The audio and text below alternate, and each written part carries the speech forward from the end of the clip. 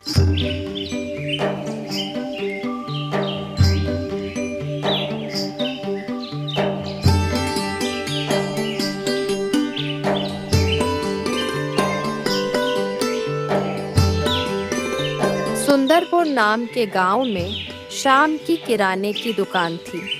उसका घर उसी दुकान के भरोसे चलता था। उसके परिवार में उसकी पत्नी थी रमा।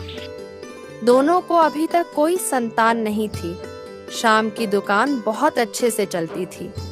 इस गांव में एक और दुकान थी जो बंसी चलाता था और बंसी श्याम से बहुत जलता था। इस श्याम की वजह से मेरी दुकान अच्छे से नहीं चल पाती। अगर इसकी दुकान इस गांव में ना होती तो मेरी दुकान कितने अच्छे से चलती। सारे लोग मेरे ही पास आते। इसकी वजह से मेरा आधा नुकसान होता जा रहा है। मेरे आधे ग्राहक उसके पास जाते हैं। मुझे ऐसा कुछ करना पड़ेगा जिससे कम लागत में ज्यादा मुनाफा हो। मैं एक काम करता हूँ, अनाज में मिलावट करता हूँ। इससे अनाज बढ़ जाएगा और कम लागत में मुझे ज्यादा मुनाफा होगा। और बंसी ऐसा ही करने लगता है। लालच के चलते वह अपने ग्राहक को मिलावटी अनाज बेचने लगता है। शुरू में लोग पहचान नहीं पाते, इस बात को नजरअंदाज कर देते हैं। लेकिन दिन बंसी का लालच बढ़ता ही जाता है और मुनाफे के लालच में बंसी ज्यादा मात्रा में मिलावट करने लगता है। वाह, क्या दिमाग लगाया है मैंने। अब तो बहुत अच्छी कमाई होने लगी है। ऐसे ही चलता रहा तो मैं बहुत जल्द बहुत पैसे कमा लूंगा और उस श्याम को पीछे छोड़ दूंगा। फिर एक दिन गांव का 2 आदमी वेद जी के पास जा रहे होते हैं। तभी श्याम उन्हें देखकर पूछता है, अरे तुम दोनों कहाँ जा रहे हो और तुम दोनों के चेहरे इतने उतरे हुए क्यों हैं? क्या हुआ है? क्या बताओ श्याम, वेद जी के पास जा रहे हैं। हम दोनों के बच्चों के पेट में दर्द है। पता नहीं ये कैसे हुआ। दोनों को एक जैसा ही दर्द हो रहा है। ये कैसे हो सकता है? मुझे लगता है जरूर दोनों ने कुछ ऐसी चीज खा ली होगी जिसकी वजह से उनके पेट में दर्द होने लगा। पता नहीं, कुछ समझ नहीं आ रहा कि दोनों ने ऐसा क्या खा लिया। तभी वहां एक और आदमी आता है। अरे भाई, मेरे भी बेटे की पेट में बहुत दर्द हो रहा है। चलो, मैं भी तुम्हारे साथ वेद जी के पास चलता हूँ। समझ नहीं आ रहा ये क्या हो गया। हमारे गांव में हमारे बच्चों को किसी की नजर तो नहीं लग गई। आखिर ये हो क्या रहा है? नहीं भाई, मुझे नहीं लगता कोई नजर लगी है। जरूर कुछ गड़बड़ है। मुझे लगता है तुम्हारे सभी बच्चों ने कोई ना कोई चीज खाई है जिसकी वजह से उन्हें दर्द हो रहा है। पता नहीं श्याम, लेकिन बच्चों ने तो दाल चावल ही खाए थे। हाँ भाई, मेरे बच्चे ने भी सुबह चावल ही खाए थे। मुझे लगता है जरूर चावल में कोई गड़बड़ है। तुमने चावल किससे खरीदे थे? श्याम, हमारे गांव में बंसी की दुकान है ना, मैं उससे ही चावल लेकर गया था। अच्छा, मुझे लगता है जरूर चावल में कुछ गड़बड़ी रही होगी, तभी तुम सभी के बच्चों की तबीयत खराब हो गई। अच्छा, तो यह बात है। उस बंसी को तो हम नहीं छोड़ेंगे। उसकी इतनी हिम्मत कि उसने हमारे बच्चों की जान से खिलवाड़ किया। हम उसे सबक सिखाकर रहेंगे। अभी उसे सबक सिखाते हैं। अरे सुनो, मेरी बात सुनो। तुम अभी उसके पास मत जाओ। उससे भी जरूरी तुम्हारे बच्चे की जान है। तुम अभी वेद जी के पास जाओ और अपने बच्चों का इलाज करवाओ। अगर तुम बिना सबूत बंसी के पास जाओगे तो हो सकता है वह मुकर जाए। वह इस बात को मनाने के लिए राजी ही ना हो। तब तुम क्या करोगे? बिना सबूत हम उसका कुछ नहीं कर पाएंगे। अगर हमें यह बात पक्की करनी है कि वह अनाज में मिलावट करता है तो उसके लिए हमें सबूत की जरूरत पड़ेगी। कोई ना कोई गवाह होना चाहिए। यह बात तो मैंने भी नहीं देखी कि वह सचमुच मिलावट करता है भी या नहीं। हम बिना किसी सबूत उसे ये बात नहीं कह सकते। पहले मुझे इस बात का पता लगाने दो। मुझे आज रात का वक्त, तो मैं कुछ ना कुछ करता हूँ। ठीक है श्याम, तुम्हें जो सही लगता है। अगर यह बात सच निकली तो हम उस बंसी को नहीं छोड़ेंगे। फिर शाम घर जाने के बाद अपनी पत्नी को सारी बातें बताता है। छी, कितना नीच आदमी है। उसे जरा भी शर्म नहीं आई छोटे बच्चों की जान से खिलवाड़ करते हुए। वह तो अच्छा हुआ बच्चे अब ठीक है।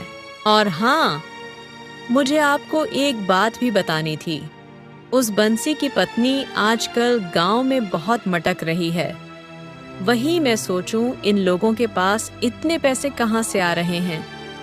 नई नई साड़ियाँ, घर में नई नई चीज लेकर आती है और सारे गांव की औरतों को इकट्ठा करके कर बुलाकर दिखाती है।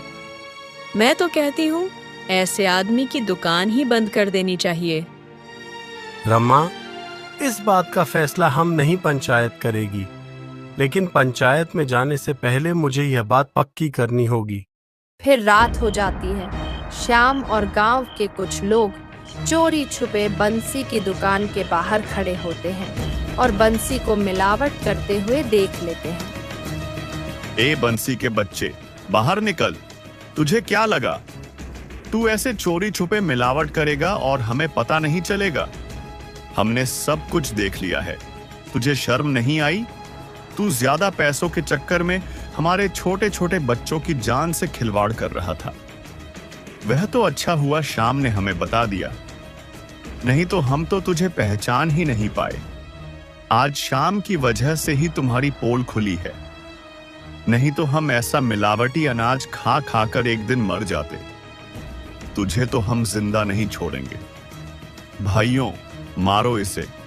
बंसी उनको देख बहुत घबरा जाता है। वह कुछ बोल नहीं पाता। अरे रुकिए रुकिए, ऐसा मत कीजिए। इसका फैसला पंचायत करेगी, हम नहीं। हम कल सुबह ही इसे सरपंच जी के पास लेकर जाएंगे। वही उसका फैसला होगा।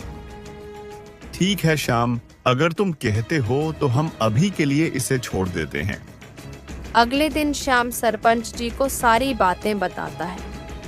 फिर सरपंच जी बोलते हैं, बंसी, तुम्हें शर्म नहीं आई ऐसा करते हुए? हमारा गांव एक परिवार जैसा है। तुमने अपने ही परिवार के लोगों के जान से खिलवाड़ की है। भगवान ना करें अगर उन बच्चों को कुछ हो गया होता, तब तुम क्या करते? तुम लालच में इतने अंधे हो गए थे कि तुमने बच्चों की जान की परवाह नहीं की। हम तुम्हारी दुकान पर रोक लगाते हैं। आज के बाद तुम कोई सामान नहीं बेचोगे और गांव का कोई आदमी तुमसे कुछ भी नहीं खरीदेगा। और उन बच्चों के इलाज में जो भी खर्चा आया है वह तुम्हें ही देना पड़ेगा। यही तुम्हारी सजा है। ऐसा मत कीजिए सरपंच जी। मेरी दुकान मेरा रोजगार है, मेरे जीने का सहारा वही है। उसे बंद मत कीजिए। अगर मेरी दुकान बंद हो जाएगी तो मैं क्या करूंगा? मेरे घर का गुजारा कैसे होगा? मुझे माफ कर दीजिए सरपंच जी, मैं आइंदा ऐसा कुछ नहीं करूंगा। तुम्हें और माफी? बिल्कुल भी नहीं। आज के बाद हमें तुम्हारी दुकान नजर नहीं आनी चाहिए। तुम तो शुक्र मानो कि हमने सिर्फ तुम्हारी दुकान बंद की है, नहीं तो हम तुम्हें धक्के मारकर इस गांव से निकल बाहर करते। अब निकलो यहां से। बंसी घर जाकर सोचता है, यह सब उसे शाम की वजह से हुआ है। अगर शाम बीच में नहीं आता तो किसी को कुछ पता ही नहीं चलता। शाम की वजह से आज मेरी पेट पर लात पड़ी है। उसने मुझसे मेरा रोजगार छीना है, मेरी दुकान छीनी है। मैं उसे चैन से जीने नहीं दूंगा। वह क्या सोच रहा है कि मेरी दुकान बंद कर कर वह मुझसे आगे चल जाएगा और उसकी दुकान जोरों से चलने लगेगी। यही सोचकर उसने यह सब कुछ किया है। मैंने भी ईंट का जवाब पत्थर से ना दिया तो मेरा भी नाम बंसी नहीं। मैं उस शाम के बच्चे का जीना मुश्किल कर दूंगा। उसने सारे गांव वालों के सामने मेरी बहुत बदनामी की है। मुझे उसकी वजह से हमारे गांव वालों के सामने शर्मसार होना पड़ा। मैं उसकी इतनी बदनामी करूंगा कि वह किसी को मुंह दिखाने लायक नहीं रहेगा। बस मुझे एक मौका मिल जाए। कुछ दिन ऐसे ही गुजर जाते हैं। गांव के सभी लोग शाम के दुकान पर ही जाकर सामान लेने लगते हैं। यह देख बंसी बहुत जलने लगता है। अरे माधव, तू इतना परेशान क्यों दिख रहा है? कुछ बात हुई है क्या? क्या बताऊं श्याम, घर में बहुत परेशानी है यार। इस साल फसल भी ठीक से नहीं हुई। मैंने जमींदार से कर्जा उठाया था, वह भी चुका नहीं पा रहा, और घर में भी खाने के लाले पड़े हुए हैं। कुछ समझ नहीं आ रहा क्या करूं। मुझे तो लगता है खेती छोड़ ही देनी चाहिए और शहर जाकर कोई काम देखना चाहिए। घर में अनाज खत्म होने को आया है, बस 1-2 दिन ही गुजारा हो पाएगा। अरे यार, तू इतनी चिंता क्यों करता है? तू मेरे बचपन का दोस्त है और मुझसे मांगने में कैसी शर्म। तू अनाज की चिंता मत कर। अनाज तू मेरे यहाँ से लेकर जा। तेरे पास जब पैसे आएंगे तब दे देना। मुझे कोई जल्दी नहीं है। आखिर तू मेरा बचपन का दोस्त है। मैं तेरे लिए इतना तो कर ही सकता हूँ। अरे नहीं श्याम, मुझे ऐसे अच्छा नहीं लगता। अरे तू कैसी बातें कर रहा है? आखिर हम इतने अच्छे दोस्त हैं और तुम मुझे मांगने में शर्मा रहा है? जरूरत के समय हम दोनों एक दूसरे की मदद नहीं करेंगे तो कौन करेगा? कल को मुझे भी किसी बात की जरूरत पड़ सकती है, तो मैं भी तो तेरे ही पास आऊंगा ना। तू पैसे की चिंता मत कर। तू मेरे दुकान से जितना चाहे उतना अनाज लेकर जा, और जब पैसे आएंगे तब चुका देना। तेरा बहुत बहुत शुक्रिया श्याम, तूने मेरी चिंता ही मिटा दी। मैं तो बहुत निराश था कि आखिर कैसे गुजारा होगा, क्योंकि मुझे कुछ दिनों का वक्त चाहिए था कि ताकि मैं शहर जाकर कुछ काम देख सकूं। मेरा एक दोस्त है, वह शहर में काम करता है। उसने अपने साहब से बात की है, लेकिन वह अगले महीने में बुला रहा है। तब तक घर का गुजारा होना मुश्किल था। आज तूने मेरी मदद करके मुझ पर एहसान कर दिया, नहीं तो मेरे और मेरे परिवार का क्या होता। अरे छोड़ ना माधव, मैंने तुझ पर कोई एहसान नहीं किया है। दोस्ती में कोई एहसान नहीं होता। अब तू एहसान की बातें मत कर, वरना मैं तुझे कोई सामान नहीं दूंगा। अच्छा ठीक है, गुस्सा मत कर। आज के बाद मैं ऐसी बातें नहीं करूंगा। लेकिन सच में श्याम, तूने आज मेरी बहुत मदद की है। दोस्त हो तो तेरे जैसा।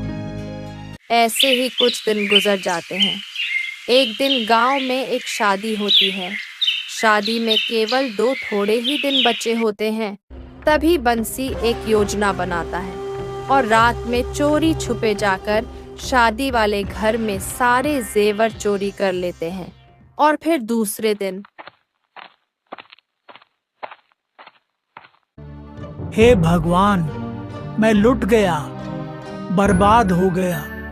पता नहीं हमारे घर पर किसकी बुरी नजर लग गई। इतने सालों बाद तो मेरी बेटी का मुश्किल से एक रिश्ता जोड़ा था।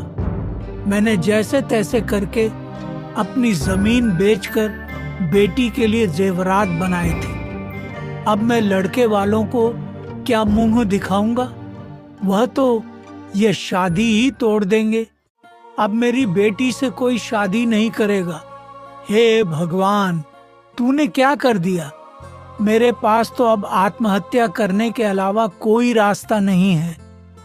यह सुन बंसी तुरंत आकर बोलता है, अरे रामलाल, मैं जानता हूँ तुम्हारे घर में चोरी किसने की है, और वह कोई नहीं, हमारे गांव का ही सदस्य है। उसने ही तुम्हारी बेटी के गहने चुराए हैं। क्या बात करते हो बंसी? कौन है वो? किसने मेरी बेटी के गहने चुराए? उसका नाम बताओ। वह और कोई नहीं, हमारे गांव का श्याम है। उसने ही तुम्हारी बेटी के गहने चुराए हैं। मैंने खुद अपनी आंखों से उसकी गहने चुराते हुए देखा है। क्या बात करते हो बंसी? मैं मान ही नहीं सकता कि श्याम ऐसा घिनौना काम कर सकता है। सभी गांव वाले श्याम को अच्छी तरह से जानते हैं। वह एक इज्जतदार आदमी है। वह ऐसा काम कभी नहीं कर सकता। तुम जानबूझकर उसे पर झूठा इल्जाम मत लगाओ। अरे रामलाल, मैं सच कह रहा हूं, श्याम ने ही तुम्हारी बेटी के गहने चुराए हैं। तुम्हें मानना है तो मानो, नहीं तो मत मानो, लेकिन तुम्हारे मानने या ना मानने से सच नहीं बदल जाएगा। चोरी उसी ने की है। भलाई का तो जमाना ही नहीं है। एक तो मैं तुम्हारी मदद कर रहा हूं ताकि तुम में तुम्हारी बेटी के गहने वापस मिल जाए, और ऊपर से तुम मुझे ही सुना रहे हो। वह श्याम जितना भोला दिखता है उतना है नहीं। तुम लोग उसे नहीं जानते। मैं उसे अच्छे से जानता हूं। मेरी मानो तो उस श्याम को पंचायत में घसीट हुए लेकर जाओ और उससे पूछो कि वह गहने उसने कहाँ छुपाए हैं या फिर बेच दिए। अगर तुम्हें तुम्हारी बेटी की शादी बचानी है तो सोच लो, वरना तुम्हारी मर्जी। मेरा क्या है? मेरा कुछ नहीं बिगड़ेगा। मैं तो तुम्हारे भले के लिए कह रहा हूं, वरना बिठा कर रखो अपनी बेटी को अपने घर में। ऐसा कहकर बंसी वहां से चला जाता है और रामलाल सोच में पड़ जाता है। कहीं बंसी सच तो नहीं कह रहा? कहीं श्याम ने ही मेरी बेटी के गहने श्याम तो नहीं चुराए? मुझे लगता है मुझे एक बार कोशिश कर लेनी चाहिए। मैं किसी पर भी भरोसा नहीं कर सकता। आजकल के लोग जैसे दिखते हैं वैसे होते नहीं। मुझे लगता है मुझे सरपंच जी के पास जाकर बात करनी चाहिए। एक यही उम्मीद है कि मेरी बेटी की शादी बच जाए। मैं अभी सरपंच जी के पास जाता हूँ। रामलाल सरपंच के पास जाकर सारी बातें बताता है। फिर सरपंच जी श्याम को भी वहां बुलाते हैं। सरपंच जी, मैं ऐसा क्यों करूंगा? यह गांव मेरे लिए मेरा परिवार है। मैं भला अपने ही परिवार में चोरी क्यों करूंगा? रामलाल जी की बेटी मेरी बहन की तरह है। मैं उसकी शादी क्यों तोड़ूंगा? मैं ऐसा नहीं कर सकता। सरपंच जी, यह मैंने नहीं किया है। सरपंच जी, इसकी बातों पर यकीन मत कीजिए। यह बस भोलेपन का और अपनेपन का दिखावा करता है। इसने ही सारे गहने चुराए हैं। नहीं सरपंच जी, यह सरासर झूठ है। यह बंसी जानबूझकर यह सब कर रहा है, क्योंकि मैंने इसे रंगे हाथ पकड़कर इसका झूठ सारे गांव वालों के सामने लाया था। यह इसी बात का बदला ले रहा है, इसलिए यह जानबूझकर मुझ पर झूठा इल्जाम लगा रहा है। बंसी, मैं श्याम की बातों से सहमत हूं। तुम्हें तो सारा गांव जानता है कि तुम कितने बड़े धोखेबाज और मक्कार हो। हम तुम्हारी गवाही पर बिल्कुल यकीन नहीं करेंगे। श्याम सही तो कह रहा है। यह सब तुम जानबूझकर भी तो कर सकते हो, क्योंकि श्याम ने तुम्हें रंगे हाथ पकड़ा था। तुम्हारे पास इस बात का कोई और सबूत है? सरपंच जी, मैं पहले जैसा नहीं रहा। मैं सुधर चुका हूं। मुझे अपनी गलती का एहसास है। नहीं तो आप ही सोचिए, मुझे इस रामलाल की क्या पड़ी थी।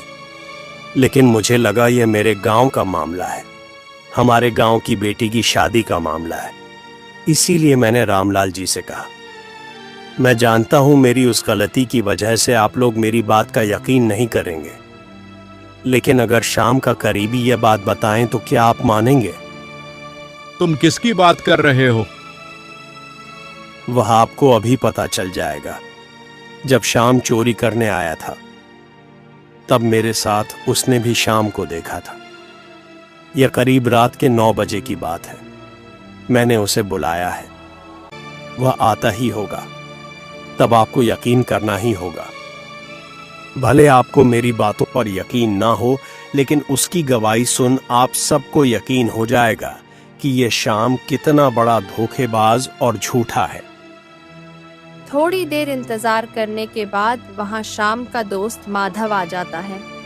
श्याम माधव को देख बोलता है, अरे माधव, देखो ना, यह बंसी मुझ पर चोरी का झूठा इल्जाम लगा रहा है, जबकि कल रात 9 बजे तो मैं तुम्हारे पास ही था। इस बंसी को बताओ माधव, ये तब से मन में जो आए वह बकता जा रहा है। हाँ हाँ, बताओ माधव, मैं झूठ बोल रहा हूँ या ये श्याम? श्याम, माफ करना, लेकिन मैं झूठ नहीं बोल सकता। भले ही तू मेरा दोस्त है, लेकिन मेरी नज़र में सच की ज़्यादा कीमत है। सरपंची, कल रात 9 बजे श्याम मेरे पास नहीं था। बंसी जो कह रहा है वह सच है। श्याम को चोरी करते हुए मैंने भी देखा था। मैंने श्याम को बहुत समझाने की कोशिश की कि वह गहने रामलाल जी को लौटा दे, लेकिन उसने मेरी बात नहीं मानी। उसने बदले में मुझे मेरे घर के लिए अनाज दिया था, ताकि मैं किसी से कुछ न कहूँ। आप चाहे तो मेरे घर आकर वह अनाज देख सकते हैं, जबकि मेरे पास खाने को कुछ नहीं था। मैं मजबूर हो गया था सरपंच जी, लेकिन अब मैं झूठ नहीं बोल सकता, क्योंकि यह किसी की इज्जत का सवाल है। यह सुन श्याम के होश उड़ जाते हैं। ये तू क्या बोलते जा रहा है माधव? तू झूठ क्यों बोल रहा है, जबकि ऐसा कुछ नहीं है? तू होश में तो है? बस करो श्याम, अब नाटक करने का कोई फायदा नहीं। तुम्हारा सारा सच सबके सामने आ चुका है, सच मान लो। और हाँ सरपंच जी, इसने वह सारे गहने बेच दिए हैं। आपको इसके घर की तलाशी में कुछ नहीं मिलेगा। इसके ऊपर एक बहुत बड़ा कर्ज था, इसी कारण इसने चोरी की और वह सारी रकम लौटा दी। ये हम क्या सुन रहे हैं श्याम? तुम ऐसा घिनौना काम कर कैसे सकते हो? मुझे तो अपने कानों पर यकीन नहीं हो रहा कि तुम यह सब कर सकते हो। मेरा यकीन कीजिए सरपंच जी, मुझे नहीं पता माधव ये सब कुछ क्यों कर रहा है, जबकि ऐसा कुछ भी नहीं है। ये सब झूठ है। बस करो श्याम, बंसी हमें कब से कह रहा है, लेकिन हमने उसकी बातों का यकीन नहीं किया। लेकिन यह माधव, यह तो तुम्हारे बचपन का बहुत अच्छा दोस्त है। भला यह तुम्हारे खिलाफ गवाही क्यों देगा? तुम ही बोलो। बस अब बहुत हो चुका, अब सच सबके सामने आ चुका है। अब सिर्फ फैसला होगा। रामलाल के जितने भी गहन तुमने चुराया है, उन सब के पैसे तुम रामलाल को दोगे। ये आप क्या कह रहे हैं सरपंच जी? यह फैसला गलत है। मैंने कुछ नहीं किया, ये सब झूठ है। एक तो चोरी करते हो, ऊपर से मेरे फैसले पर उंगली उठाते हो। तुम्हें अभी भी शर्म नहीं आ रही? तुम्हें जितना कहा गया है उतना करो। मैं नहीं जानता कि तुम पैसे कहां से दोगे, लेकिन तुम्हें रामलाल को सारी रकम लौटानी होगी। यह हमारा फैसला है। ये सारी बातें सुन श्याम बहुत चिंतित हो जाता है। ये सब क्या हो गया जी? आखिर हमने किसी का क्या बिगाड़ा है? हमारे ही साथ यह सब क्यों हो रहा है? और आप और कर लो भलाई। माधव के लिए आपने क्या कुछ नहीं किया? उसे इतना सारा राशन उसके घर पर जाकर देकर आ गए। बदले में उसने क्या किया? उसने आपको झूठ इल्जाम में फंसा दिया। वह तो मुझे भी समझ नहीं आ रहा रमा, कि माधव ने ऐसा क्यों किया। वह इतना एहसान फरामोश निकलेगा, यह मैं कभी सपने में भी सोच नहीं सकता। अब मेरे पास दुकान बेचने के अलावा और कोई रास्ता नहीं बचा है। मेरी बातों पर कोई यकीन करने के लिए तैयार ही नहीं है। रमा, तुम्हारे पास थोड़े बहुत गहने हैं ना? वह मुझे दे दो, मैं उन्हें बेच कर आता हूँ और इस दुकानन को भी बेच डालता हूँ, तो शायद मैं रामलाल जी के पैसे लौटा सकूं। जब हमने कुछ किया ही नहीं है तो अपने गहने क्यों दूं? और हम दुकान क्यों बेचेंगे? रमा, इस वक्त मैं बहुत परेशान हूँ और मेरे पास इसके अलावा कोई रास्ता नहीं है। मैं पूरी तरह से फंस चुका हूँ। अगर ईश्वर की यही मर्जी है तो यही सही। शायद मेरे ही कोई कर्म खराब रहे होंगे जिसकी सजा मुझे मिल रही है। फिर रमा शाम को गहने दे देती है। शाम उन गहने को बेचकर पैसे लेकर आता है और अपनी दुकान भी बेच देता है और रामलाल को पैसे दे देता है। ये हुई ना बात। अब आया ऊंट पहाड़ के नीचे। खुद को बहुत होशियार समझता था ना। अब क्या हुआ? निकल गई सारी हेकड़ी। अब शाम गांव में किसी को मुंह दिखाने के लायक नहीं रहा। उसे इस बार अच्छा सबक मिला। अब मैं फिर से अपनी दुकान चालू करूंगा और अब गांव वालों को मजबूरन मेरे ही पास आना होगा। धन्यवाद माधव, तुमने मेरी बहुत बड़ी मदद की है। अगर तुम ना होते तो यह सब मेरे लिए नामुमकिन था, क्योंकि मेरी बातों पर तो कोई यकीन ही नहीं करता। मैंने ये सब धन्यवाद सुनने के लिए नहीं किया है। हमारे बीच जो सौदा हुआ है वह याद है या भूल गए? अरे बिल्कुल याद है। ये लो, जैसा कि मैं तुमसे वादा किया था, इसमें पूरी रकम है। ठीक है बंसी, अब मैं चलता हूँ। हाँ ठीक है, तुम जा सकते हो, लेकिन याद रहे यह बात तुम्हारे और मेरे बीच में ही रहने चाहिए। अगर तुमने मुंह खोलने की कोशिश की तो मैं तो जाऊंगा ही, साथ में तुम्हें भी ले जाऊंगा। तुम समझ रहे हो ना मैं क्या कह रहा हूं? अरे हाँ, बिल्कुल मैं समझ रहा हूँ।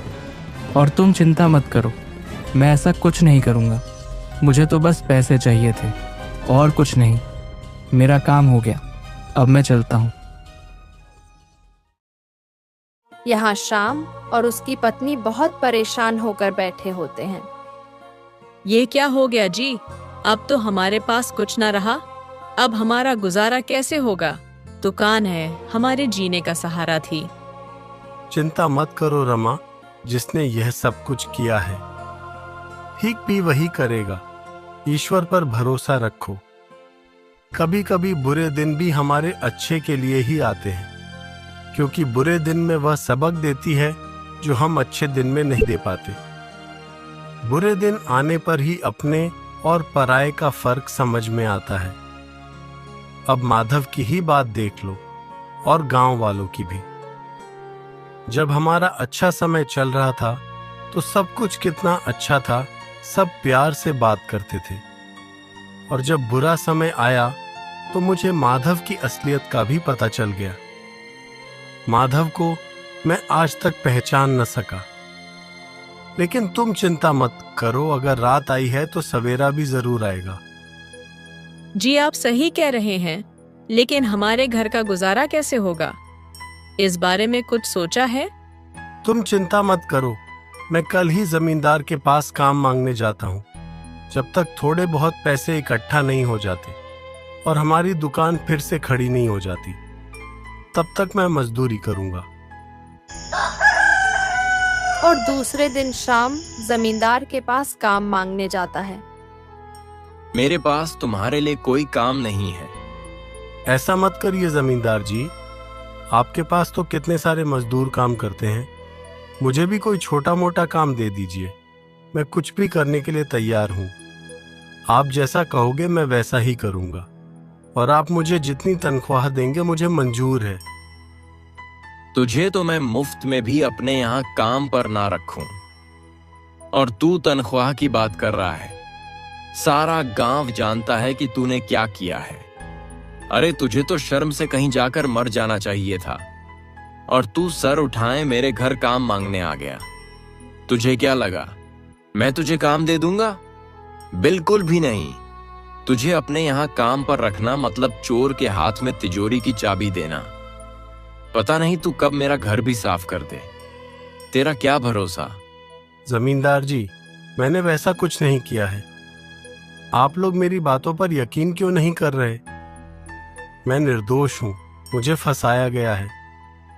ये बात तो तेरे बचपन के दोस्त ने ही साबित कर दी कि तू कैसा है।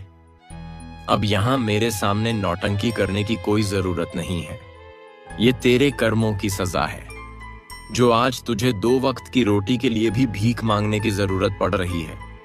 और तुझ जैसे नीच आदमी को तो वक्त की रोटी भी ना दूं, चल निकल यहाँ से, मेरे पास कोई काम नहीं है। यह सारी बातें सुन शाम को बहुत बुरा लगता है। वह उदास होकर घर चला जाता है और यहाँ रमा एक औरत से सब्जी खरीद रही होती है। तभी वह औरत उसे बोलती है, अरे सुन, तुम्हारा झोला तो दिखाना, कहीं तुमने मेरी सब्जी तो नहीं चुरा ली। ये क्या बोल रही है? मैं भला तुम्हारी सब्जी क्यों चुराऊंगी? मैं यहाँ सब्जी खरीदने आई हूँ, चुराने नहीं।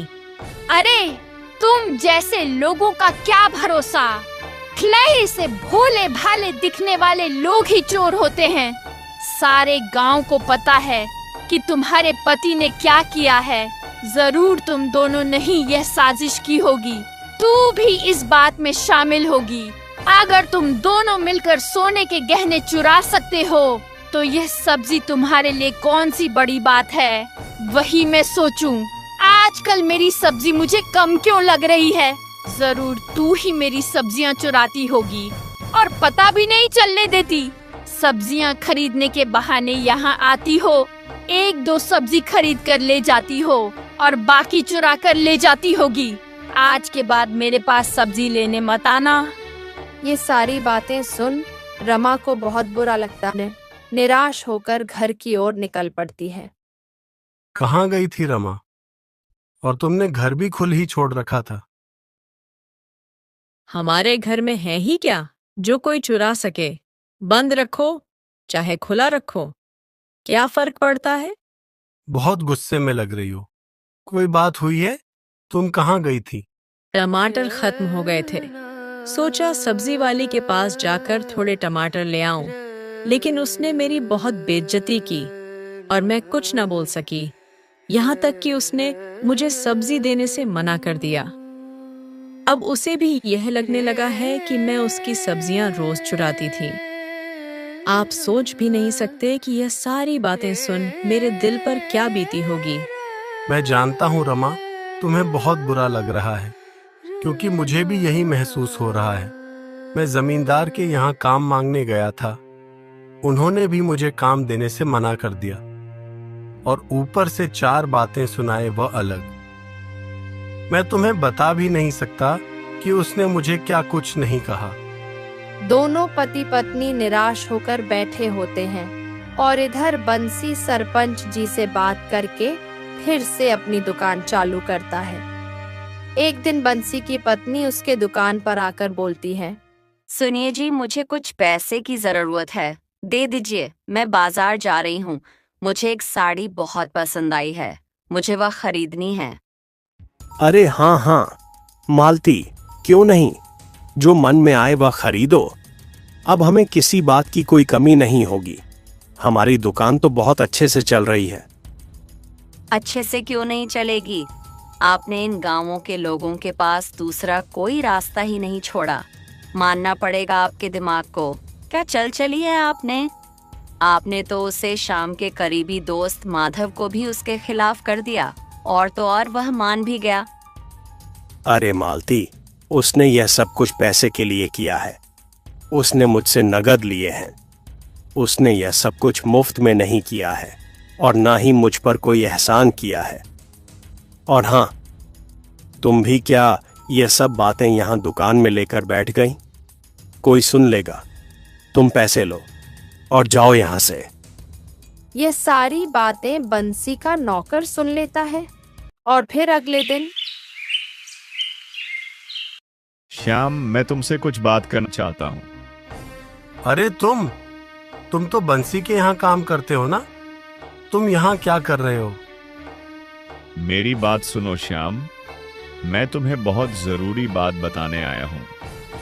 मैं जानता हूँ तुम बेकसूर हो, तुमने कुछ नहीं किया है। यह तो मुझे तब पता चला जब बंसी और उसकी पत्नी आपस में बातें कर रहे थे। श्याम, माधव ने यह सब कुछ पैसों के लिए किया था। उसके लिए बंसी ने उसे पैसे दिए थे और तुम्हारे खिलाफ झूठी गवाही देने के लिए कहा था। बंसी ने तुम्हें जानबूझकर फंसाया है। मैं जानता था यह सब बंसी ने ही किया है। इसमें तो कोई शक नहीं कि बंसी मुझे बदला ले रहा है।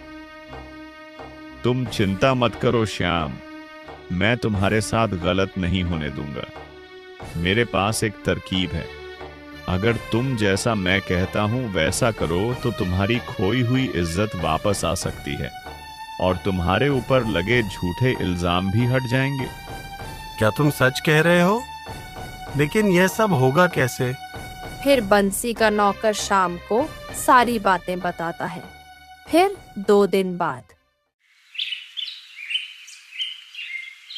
उस गांव के जमींदार के घर चोरी हो जाती है। जमींदार अपने नौकर से बात कर रहा होता है, तभी बंसी का नौकर वहां जाकर जमींदार से बोलता है, जमींदार जी, यह चोरी आपके किसी नौकर ने नहीं बंसी ने की है।